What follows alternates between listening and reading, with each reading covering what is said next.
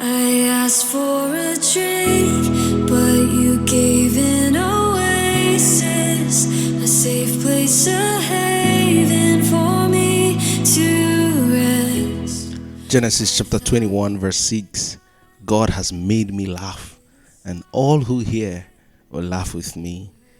Now I know this is going to be prophetic for someone, and this will be insightful for someone else. And for someone else, this is going to be that Rhema word that stirs up your faith to align with what God has in store for you.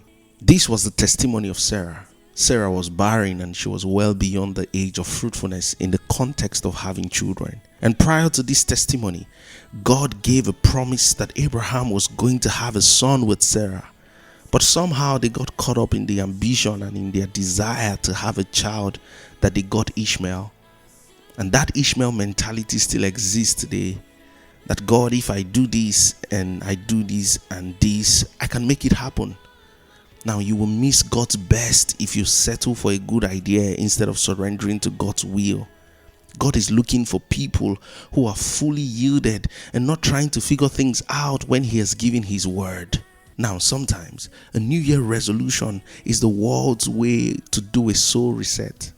Let's do something different so we can feel differently and get a different result. There's nothing wrong in having goals, but the problem comes when we become more fixated in what we can accomplish than what we allow God do in us and for us, so that we become more confident in what we achieve than what God has accomplished in us.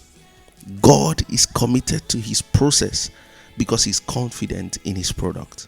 And God will permit man's mistakes because His sovereign purpose will prevail still.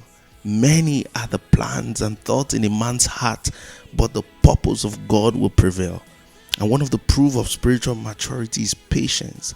And patience is not just the duration of time, it is also the investment of time. How you wait is as important as how long you wait. And the ones that enjoy God's faithfulness the most are the ones who are the most conscious of Him. So brace yourself, my friends, for the Lord is going to use the weakest and even the deadest part of your life to manifest His promise on the earth. And we are all going to laugh at the incomprehensible nature of His glory being manifested in our lives.